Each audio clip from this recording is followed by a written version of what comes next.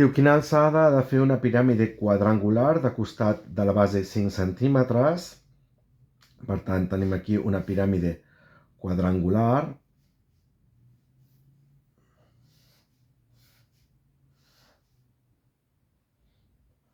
Per contenir la mateixa quantitat, aquí ens diuen que són 5 centímetres, per contenir la mateixa quantitat de líquid d'un prisma quadrangular,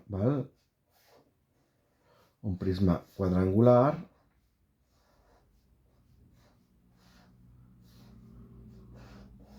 ens ha sortit un quadrat així una miqueta d'allò, un prisma quadrangular de la mateixa base, no? És a dir, també té 5 centímetres. Clar, l'àrea de, diguéssim, l'àrea de la base de les dues figures és la mateixa, no? Però el volum, tenim que el volum de la piràmide és àrea de la base per alçada dividit per 3. En canvi, el prisma és àrea de la base per alçada sense dividir.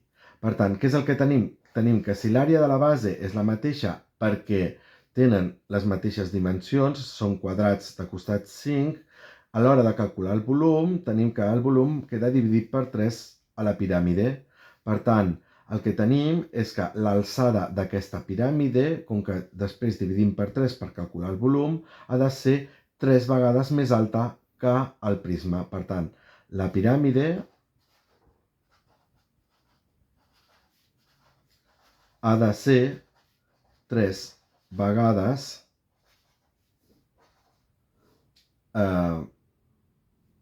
d'alta com el prisma.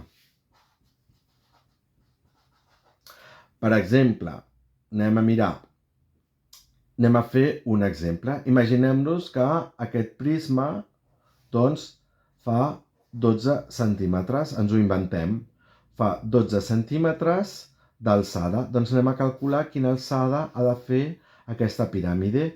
Aquesta és, diguéssim, la nostra conjectura, no? El que pensem que haurà de sortir els càlculs.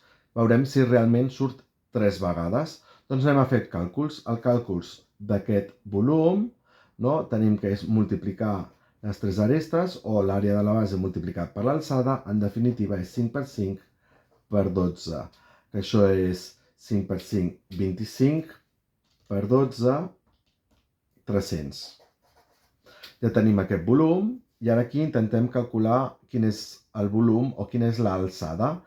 Clar, què és el que tenim? Tenim que l'àrea de la base és la mateixa, per tant és 25 per una alçada que no coneixem dividit per 3 és igual a 300. Ara, per resoldre aquesta equació, multipliquem per 3 els dos cantons i a l'esquerra s'elimina el denominador, a la dreta ens queda 900 i ara dividim per 25 els dos cantons. I ens queda que h és igual a 900 dividint per 25. Per tant, fent 900 dividit per 25 i això em dona 36. Que si ens hi fixem, 36 és el triple de 12. Per tant, és cert allò que havíem conjecturat.